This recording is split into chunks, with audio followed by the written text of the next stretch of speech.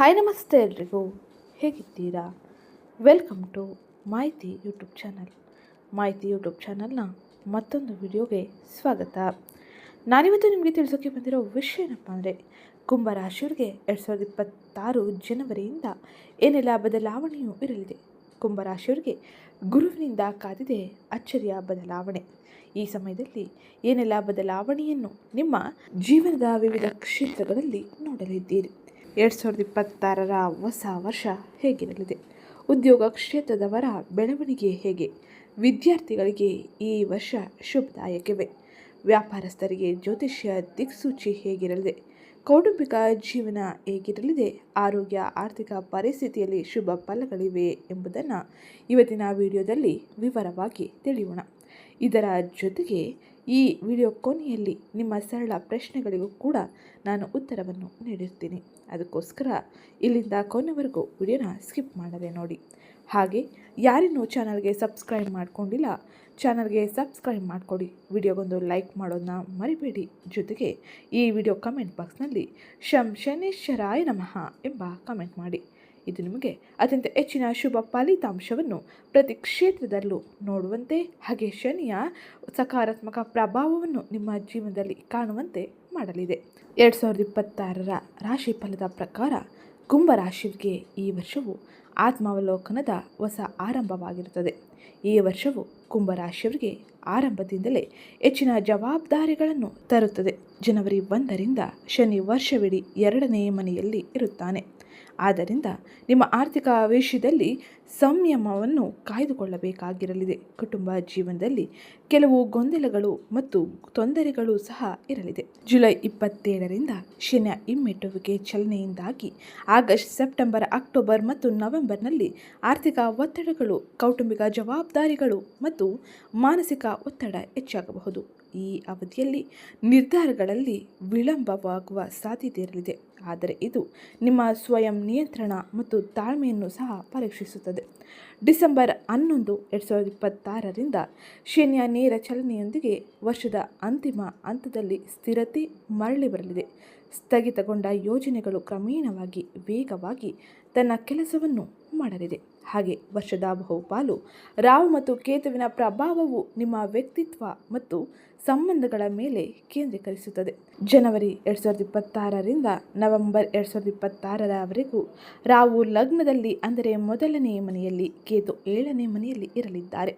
ಇದರಿಂದಾಗಿ ನಿಮ್ಮ ನಿರ್ಧಾರ ತೆಗೆದುಕೊಳ್ಳುವಿಕೆ ಮತ್ತು ಸಂಬಂಧಗಳಲ್ಲಿ ಸಮತೋಲನವನ್ನು ಕಾಯ್ದುಕೊಳ್ಳುವುದು ಅತ್ಯಗತ್ಯವಾಗಿರಲಿದೆ. ಇದು ಮಾನಸಿಕ ಒತ್ತಡವನ್ನು ಕಡಿಮೆ ಮಾಡುತ್ತದೆ ಮತ್ತು ನಿಮ್ಮ ಪ್ರಾಯೋಗಿಕ ದೃಷ್ಟಿಯನ್ನು ಬಲಪಡಿಸುತ್ತದೆ.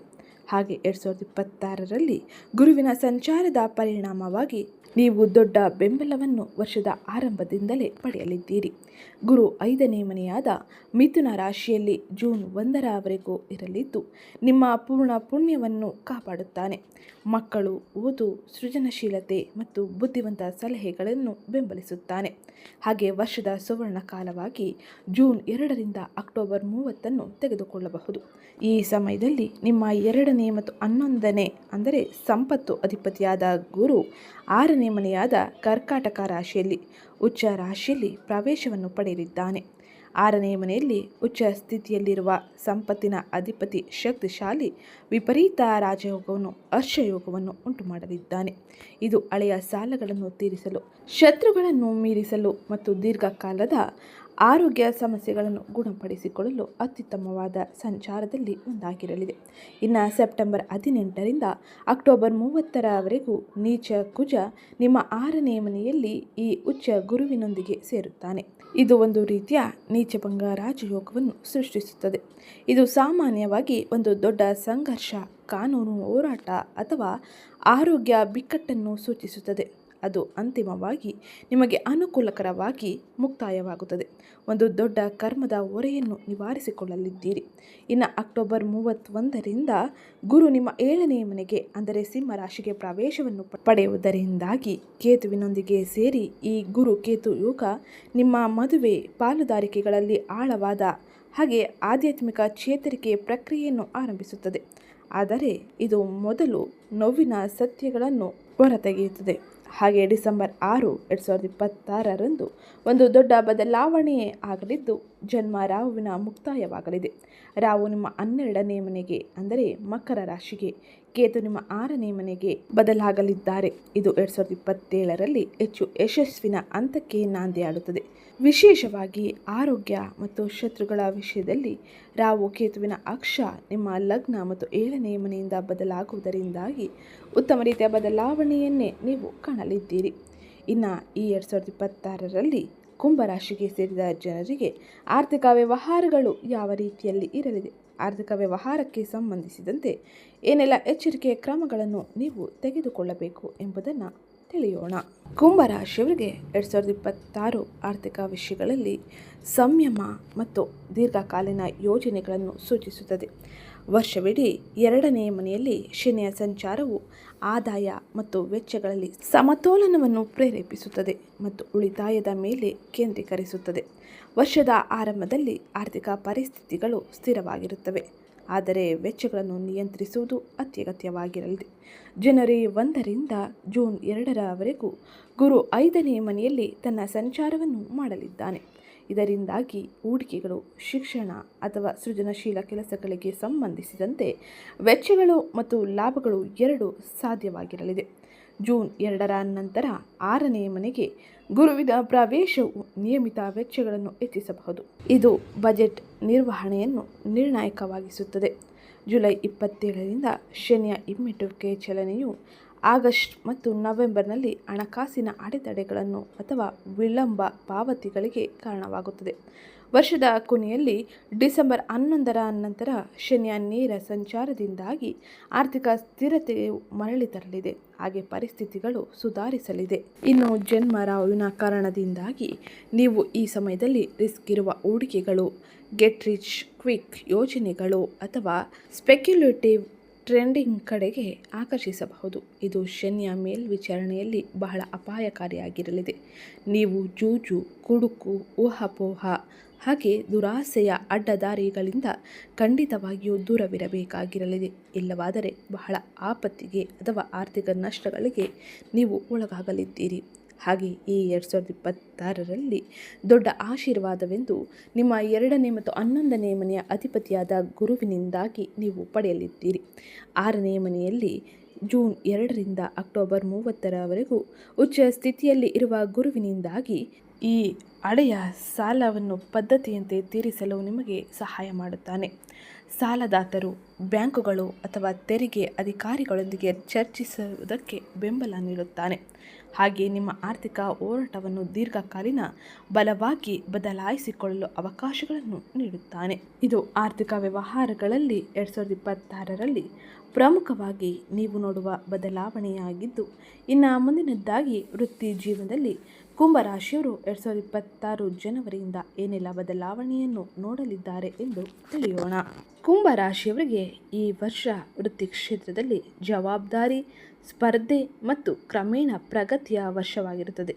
ವರ್ಷದ ಆರಂಭದಲ್ಲಿ ಜನವರಿ 1ರಿಂದ ಜೂನ್ 2ರವರೆಗೂ ಗುರುವು 5ನೇ ಮನೆಯಲ್ಲಿದ್ದು ಹೊಸ ಆಲೋಚನೆಗಳು, ಸೃಜನಶೀಲ ಯೋಜನೆಗಳು ಮತ್ತು ರಾಜಕೀಯ ಚಿಂತನೆಯನ್ನು ಪ್ರೋತ್ಸಾಹಿಸುತ್ತಾನೆ.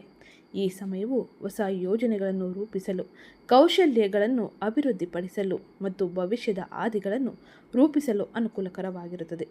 ಜೂನ್ 2ರಿಂದ ಗುರುವು 6ನೇ ಮನೆಗೆ ಪ್ರವೇಶಿಸಿದ ನಂತರ ಜೂನ್ನಿಂದ ಅಕ್ಟೋಬರ್ವರೆಗೂ ಕೆಲಸದ ಹೊರೆ, ಸ್ಪರ್ಧೆ ಮತ್ತು ಜವಾಬ್ದಾರಿಗಳು ಹೆಚ್ಚಾಗಬಹುದು.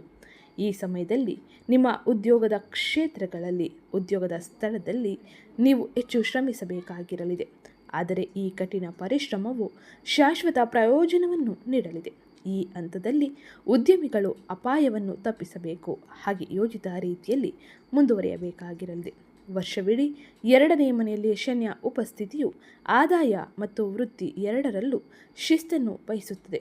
ಜುಲೈ 27ರಿಂದ ಶನಿಯ ಹಿಮ್ಮೆಟ್ಟುವ ಚಲನೆಯು ಕೆಲಸದಲ್ಲಿ ವಿಳಂಬ, ನಿರ್ಧಾರಗಳ ಮರುಪರಿಶೀಲನೆ ಮತ್ತು ಆಗಸ್ಟ್ ನವೆಂಬರ್ನಲ್ಲಿ ಹೆಚ್ಚುವರಿ ಕಠಿಣ ಪರಿಶ್ರಮಕ್ಕೆ ಕಾರಣವಾಗಬಹುದು. ಡಿಸೆಂಬರ್ 11ರ ನಂತರ ಶನಿ ನೇರ ಚಲನೆಯನ್ನು ಮಾಡುವುದರಿಂದಾಗಿ ವರ್ಷದ ಕೊನೆಯಲ್ಲಿ ವೃತ್ತಿ ಸಂಬಂಧಿತ ವಿಷಯಗಳಲ್ಲಿ ಸ್ಪಷ್ಟತೆ ಮತ್ತು ಸ್ಥಿರತೆಯು ಇರಲಿದೆ. ಇನ್ನು 2026ರಲ್ಲಿ ವ್ಯಾಪಾರ ಮಾಲೀಕರಿಗೆ, ಉದ್ಯಮಿಗಳಿಗೆ ಇದು ಸವಾಲಿನ ವರ್ಷವಾಗಿರಲಿದೆ. 7ನೇ ಮನೆಯಲ್ಲಿ ಕೇತು ನೇರವಾಗಿ ಪಾಲುದಾರಿಕೆಯನ್ನು ಹಾನಿಗೊಳಿಸುತ್ತಾನೆ. ಒಬ್ಬ ವ್ಯಾಪಾರ ಪಾಲುದಾರರ ವೈರಾಗ್ಯದಿಂದ ಉದಾಸೀನವಾಗಿ ವರ್ತಿಸಬಹುದು ಅಥವಾ ಗುಪ್ತ ಸಮಸ್ಯೆಗಳನ್ನು ಸೃಷ್ಟಿಸಬಹುದು. ಈ ಸಮಯದಲ್ಲಿ ಉಂಟಾದ ಹೊಸ ಪಾಲುದಾರಿಕೆಗಳು ಸ್ಥಿರವಾಗಿರುತ್ತದೆ.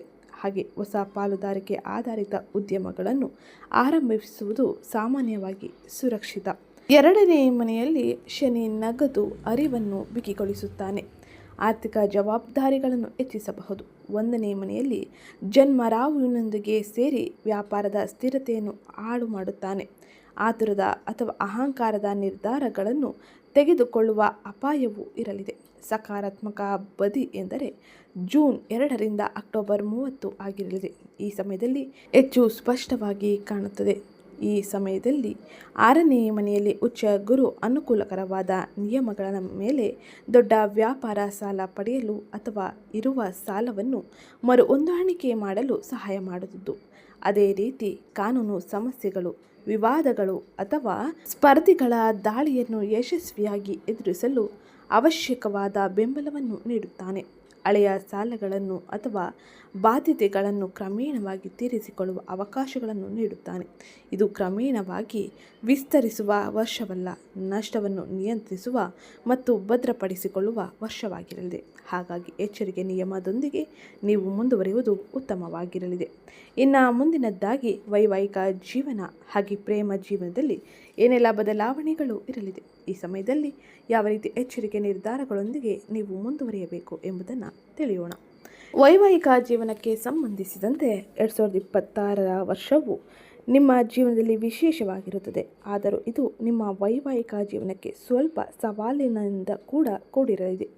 ಈ ಸಮಯದಲ್ಲಿ ನಿಮ್ಮ ವೈವಾಹಿಕ ಜೀವನದಲ್ಲಿ ಕೆಲವು ರೀತಿಯ ಸಮಸ್ಯೆಗಳಿರಬಹುದು. ಅಂತಹ ಪರಿಸ್ಥಿತಿಗಳಲ್ಲಿ ಭಯಪಡಬೇಡಿ, ಹಾಗೆ ಆ ಸವಾಲುಗಳನ್ನು ದೃಢವಾಗಿ ಎದುರಿಸಿ. ಈ ಸಮಯದಲ್ಲಿ ನಿಮ್ಮ ವೈವಾಹಿಕ ಜೀವನದಲ್ಲಿ ನೀವು ಅತೃಪ್ತಿಯನ್ನು ಅನುಭವಿಸಲಿದ್ದೀರಿ. ನಿಮ್ಮ ಸಂಗಾತಿಯ ಸ್ವಭಾವದಲ್ಲಿ ಬದಲಾವಣೆಯೂ ಇರಲಿದೆ. ನೀವು ಸ್ವಲ್ಪ ನಿರಾಶೆಗೊಳ್ಳಲಿದ್ದೀರಿ. ಹಾಗೆ ಈ ಸಮಯದಲ್ಲಿ ನಿಮ್ಮ ಭಾವನೆಗಳನ್ನು ಬಿಟ್ಟು ನಿಮ್ಮ ಸಂಗಾತಿಯ ಭಾವನೆಯನ್ನು ಅರ್ಥ ಮಾಡಿಕೊಳ್ಳಿ. ಅವರೊಂದಿಗೆ ಸಮಯ ಕಳೆಯಿರಿ. ಪ್ರತಿಯೊಂದು ಪರಿಸ್ಥಿತಿಯಲ್ಲೂ ಕೂಡ ಅವರಿಗೆ ಹೆಚ್ಚಿನ ಸಹಕಾರವನ್ನು ನೀಡುವುದು ಬಹು ಮುಖ್ಯವಾಗಿರಲಿದೆ. ಹಾಗೆ ಜೀವನ ಸಂಗಾತಿಯು ನಿಮ್ಮ ಭಾವನೆಯನ್ನು ಸಹ ಅರ್ಥ ಮಾಡಿಕೊಳ್ಳುತ್ತಾರೆ. ಇದರಿಂದಾಗಿ ಇಬ್ಬರ ನಡುವೆ ಸಾಮರಸ್ಯವು ಗೋಚರಿಸುತ್ತದೆ. ಮೇ ತಿಂಗಳಿನಿಂದ ನಿಮ್ಮ ವೈವಾಹಿಕ ಜೀವನಕ್ಕೆ ಸಂದರ್ಭಗಳು ಅನುಕೂಲಕರವಾಗಿರಲಿದೆ. ಇದರಿಂದಾಗಿ ಕೌಟುಂಬಿಕ ನೆಮ್ಮದಿಯನ್ನು ಕೂಡ ಪಡೆಯಬಹುದಾಗಿರಲಿದೆ. ಇನ್ನು ಪ್ರೇಮ ಜೀವನಕ್ಕೆ ಸಂಬಂಧಿಸಿದಂತೆ ಕುಂಭರಾಶಿಗೆ ಸೇರಿದ ಜನರು 2026ರಲ್ಲಿ ಅನೇಕ ರೀತಿಯ ಬದಲಾವಣೆಯನ್ನು ಹಾಗೆ ಉತ್ತಮ ರೀತಿಯ ಸಂಗತಿಯನ್ನು ಕೂಡ ಪಡೆಯಬಹುದಾಗಿರಲಿದೆ. ಕುಂಭರಾಶಿಯವರು ಈ ವರ್ಷ ಪ್ರೀತಿ ಮತ್ತು ಕುಟುಂಬ ಸಂಬಂಧಗಳ ವಿಷಯಕ್ಕೆ ಬಂದಾಗ ಆತ್ಮಾವಲೋಕನ ಮತ್ತು ಪ್ರಬುದ್ಧ ನಿರ್ಧಾರಗಳನ್ನು ಮಾಡಬೇಕು. ಜನವರಿಯಿಂದ ನವೆಂಬರ್ 2026ರವರೆಗೂ ರಾಹು ಲಗ್ನದಲ್ಲಿ, ಕೇತು 7ನೇ ಮನೆಯಲ್ಲಿ ಇರುವುದರಿಂದಾಗಿ ಸಂಬಂಧಗಳು ಕೆಲವೊಮ್ಮೆ ಗೊಂದಲ, ಅಸಮತೋಲಿತ ನಿರೀಕ್ಷೆಗಳನ್ನು ಅನುಭವಿಸಬಹುದು. ಆದ್ದರಿಂದ ಸಂಯಮ ಮತ್ತು ಸ್ಪಷ್ಟ ಸಂವಹನ ಅಗತ್ಯವಾಗಿರಲಿದೆ. ಈ ಸಮಯದಲ್ಲಿ 2ನೇ ಮನೆಯಲ್ಲಿ ತನ್ನ ಸಂಚಾರವನ್ನು ಮಾಡುವ ಕಾರಣದಿಂದಾಗಿ ಕುಟುಂಬದಲ್ಲಿ ಆರ್ಥಿಕ ಒತ್ತಡ ಮತ್ತು ಜವಾಬ್ದಾರಿಗಳು ಇರಲಿದೆ. ಕೆಲವೊಮ್ಮೆ ಕುಟುಂಬದ ಸಂವಹನದಲ್ಲಿ ದೂರ ಮತ್ತು ಗಾಂಭೀರ್ಯವನ್ನು ಸೃಷ್ಟಿಸುತ್ತಾನೆ. ಜೂನ್ 1ರವರೆಗೂ 5ನೇ ಮನೆಯಲ್ಲಿ ಗುರುವಿನಿಂದಾಗಿ ಮಕ್ಕಳು, ಪ್ರೀತಿ ಮತ್ತು ಹೃದಯ ಸಂಬಂಧಿತ ವಿಷಯಗಳಿಗೆ ಅನುಕೂಲಕರವಾಗಿರಲಿದೆ. ಈ ಸಮಯದಲ್ಲಿ ಮಕ್ಕಳು ಸಂತೋಷ ಮತ್ತು ಹೆಮ್ಮೆಯನ್ನು ತರಬಹುದು. ನೀವು ಅವರ ಮೂಲಕ ಅಥವಾ ಸೃಜನಶೀಲ ಕಾರ್ಯಗಳ ಮೂಲಕ ಮಾನಸಿಕ ಬೆಂಬಲವನ್ನು ಪಡೆಯಲಿದ್ದೀರಿ. ಅಕ್ಟೋಬರ್ 31ರಿಂದ ಗುರು ನಿಮ್ಮ 7ನೇ ಮನೆಗೆ ಪ್ರವೇಶಿಸಿ ಕೇತುವಿನೊಂದಿಗೆ ಸೇರುವುದರಿಂದಾಗಿ ಗುರು ಕೇತು ಯೋಗ ಸಂಬಂಧಗಳಲ್ಲಿ ಆಧ್ಯಾತ್ಮಿಕ ಚೇತರಿಕೆಯ ಮುಲಾಮು ತರುವ ಕೆಲಸ ಮಾಡುತ್ತದೆ. ಮೊದಲು ಕೆಲವು ಕರ್ಮ ಸತ್ಯಗಳು ಹೊರಬಂದರೂ ಬುದ್ಧಿವಂತ ಸಲಹೆ, ಮಾರ್ಗದರ್ಶನ ಅಥವಾ ಮದುವೆ ಮತ್ತು ಪಾಲುದಾರಿಕೆಗಳ ಬಗ್ಗೆ ಹೆಚ್ಚು ಆಧ್ಯಾತ್ಮಿಕ ತಿಳುವಳಿಕೆಯುಳ್ಳ ದೃಷ್ಟಿಕೋನದ ಮೂಲಕ ಬಂಧಗಳನ್ನು ಗುಣಪಡಿಸಲು ಇದು ಒಳ್ಳೆಯ ಅವಕಾಶವಾಗಿರಲಿದೆ. ಇನ್ನು ಮುಂದಿನದ್ದಾಗಿ 2026ರಲ್ಲಿ ಕುಂಭರಾಶಿಗೆ ಸೇರಿದ ಜನರ ಆರೋಗ್ಯ, ಶಿಕ್ಷಣ ಕ್ಷೇತ್ರಕ್ಕೆ ಸಂಬಂಧಿಸಿದ ಬದಲಾವಣೆಯು ಯಾವ ರೀತಿಯಲ್ಲಿ ಇರಲಿದೆ, ಶಿಕ್ಷಣಕ್ಕೆ ಸಂಬಂಧಿಸಿದಂತೆ ಏನೆಲ್ಲ ಎಚ್ಚರಿಕೆಯ ಕ್ರಮಗಳೊಂದಿಗೆ ನೀವು ಮುಂದುವರಿಯಬೇಕು ಎಂಬುದನ್ನು ತಿಳಿಯೋಣ. ಕುಂಭರಾಶಿಯ ವಿದ್ಯಾರ್ಥಿಗಳಿಗೆ ಈ ವರ್ಷ ಕಠಿಣ ಪರಿಶ್ರಮ, ಏಕಾಗ್ರತೆ ಮತ್ತು ಕ್ರಮೇಣ ಯಶಸ್ಸಿನ ವರ್ಷವಾಗಿರಲಿದೆ. ಜನವರಿ 1ರಿಂದ ಜೂನ್ 2, 2026ರವರೆಗೂ ಗುರುವು 5ನೇ ಮನೆಯಲ್ಲಿ ಇರುತ್ತಾನೆ. ಶಿಕ್ಷಣ, ಸ್ಪರ್ಧಾತ್ಮಕ ಪರೀಕ್ಷೆಗಳು ಮತ್ತು ಸೃಜನಶೀಲ ವಿಷಯಗಳಲ್ಲಿ ಯಶಸ್ಸಿಗೆ ಸಹಾಯ ಮಾಡುತ್ತಾನೆ. ಇದು ಹೊಸ ವಿಷಯಗಳನ್ನು ಕಲಿಯಲು ಮತ್ತು ಆತ್ಮವಿಶ್ವಾಸವನ್ನು ಬೆಳೆಸಲು ಸೂಕ್ತ ಸಮಯವಾಗಿರಲಿದೆ. ಜೂನ್ 2ರ ನಂತರ ಗುರುವು 6ನೇ ಮನೆಗೆ ಪ್ರವೇಶಿಸುತ್ತಾನೆ. ಅಧ್ಯಯನದಲ್ಲಿ ಒತ್ತಡ ಮತ್ತು ಶಿಸ್ತಿನ ಅಗತ್ಯತೆಯನ್ನು ಹೆಚ್ಚಿಸುತ್ತದೆ. ಈ ಹಂತದಲ್ಲಿ ಸ್ಥಿರ ಅಭ್ಯಾಸ ಮತ್ತು ಸಮಯ ನಿರ್ವಹಣೆ ಅತ್ಯಗತ್ಯವಾಗಿರಲಿದೆ.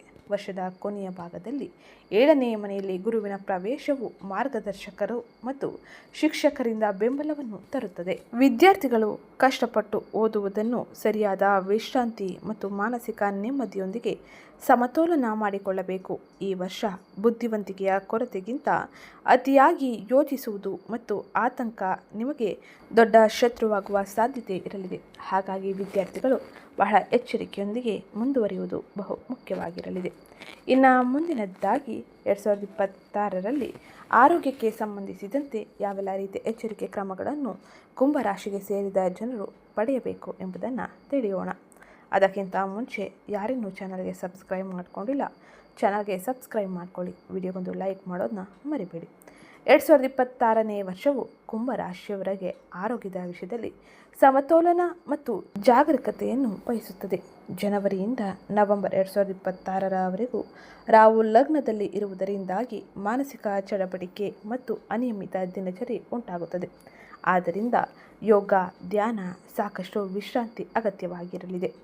5ನೇ ಮನೆಯಲ್ಲಿ ಗುರುವಿನ ಉಪಸ್ಥಿತಿಯಿಂದಾಗಿ ಜನವರಿ 1ರಿಂದ ಜೂನ್ 2, 2026ರವರೆಗೂ ಮಾನಸಿಕ ಶಕ್ತಿ ಉತ್ತಮವಾಗಿರಲಿದೆ.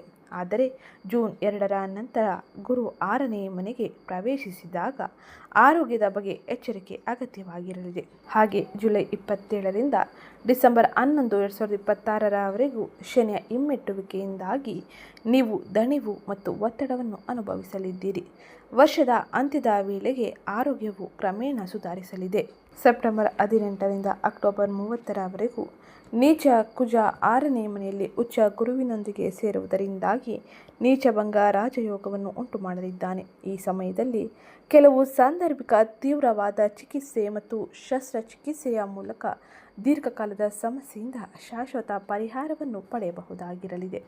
ಹಾಗೆ 2026 ಡಿಸೆಂಬರ್ 6ರಂದು ಕೇತು ನಿಮ್ಮ 6ನೇ ಮನೆಗೆ, ರಾಹು ನಿಮ್ಮ 12ನೇ ಮನೆಗೆ ಬದಲಾಗುವುದರಿಂದಾಗಿ ಆರೋಗ್ಯದ ಅಂಶ ಮುಂದುವರೆದರೂ ಗಮನ ಹೆಚ್ಚಾಗಿ ಆಧ್ಯಾತ್ಮಿಕ ಚೇತರಿಕೆ, ನಿದ್ರೆ, ಸುಪ್ತ ಪ್ರಜ್ಞೆಯ ಮಾದರಿಗಳು ಮತ್ತು ಇಂದಿನ ಜನ್ಮದ ಕರ್ಮಗಳ ಕಡೆಗೆ ತಿರುಗುತ್ತದೆ. ಧ್ಯಾನ, ಪ್ರಾಣಾಯಾಮ, ಸಾತ್ವಿಕ ಜೀವನ ಶೈಲಿ ಈ ಹಂತದಲ್ಲಿ ಬಹಳಷ್ಟು ನೆಮ್ಮದಿಯನ್ನು ನೀಡಲಿದೆ.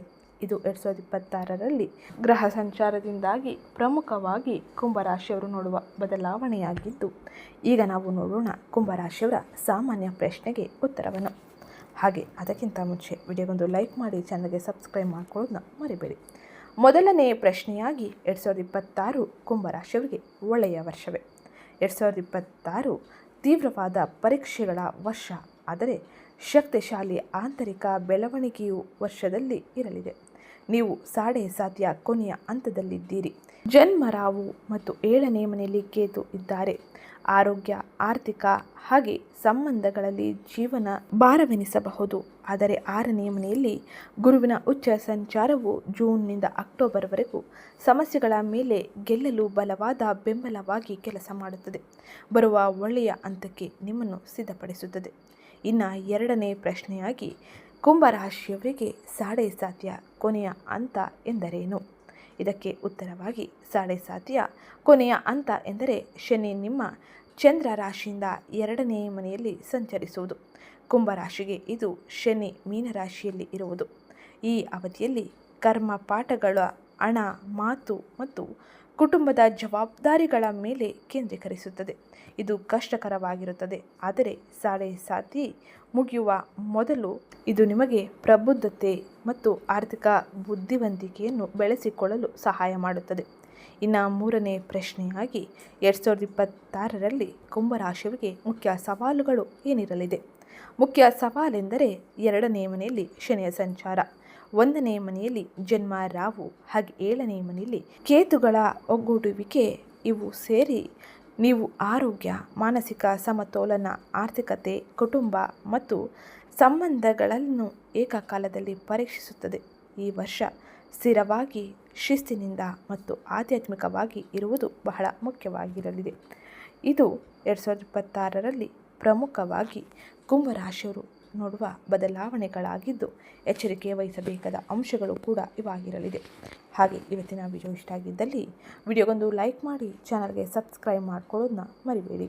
ಹಾಗೆ ಈ ವಿಡಿಯೋನ ನಿಮ್ಮ ಕುಟುಂಬದವರಿಗೆ, ಸ್ನೇಹಿತರಿಗೆ ಮತ್ತು ಕುಂಭರಾಶಿಗೆ ಸೇರಿದ ವ್ಯಕ್ತಿಗಳಿಗೆ ಶೇರ್ ಮಾಡಿ ಮಾಹಿತಿನ ತಿಳಿಸ್ಕೊಡಿ. ಇವತ್ತಿನ ವಿಡಿಯೋ ಕಮೆಂಟ್ ಬಾಕ್ಸ್ನಲ್ಲಿ ಶಂ ಶನೇಶ್ವರಾಯ ನಮಃ ಎಂಬ ಕಮೆಂಟ್ ಮಾಡಿ. ಇದು ನಿಮಗೆ ಶನಿಯ ಸಕಾರಾತ್ಮಕ ಪ್ರಭಾವವನ್ನು ಪ್ರತಿ ಕ್ಷೇತ್ರದಲ್ಲೂ ಪಡೆದುಕೊಳ್ಳುವಂತೆ ಮಾಡಲಿದೆ. ಶನಿಯಿಂದಾಗಿ ಉತ್ತಮ ರೀತಿಯ ಬದಲಾವಣೆಯನ್ನು ಕೂಡ ನೀವು ನಿರೀಕ್ಷಿಸಬಹುದಾಗಿರಲಿದೆ. ಪ್ರತಿದಿನ ಓಂ ಹನುಮತೇ ನಮಃ ಎಂಬ ಮಂತ್ರವನ್ನು ಪಠಿಸಿ. ಇದು ಹನುಮಂತನಿಂದ ಉತ್ತಮ ರೀತಿಯ ಬಲವನ್ನು ಪಡೆದುಕೊಳ್ಳುವಂತೆ ಮಾಡಲಿದೆ.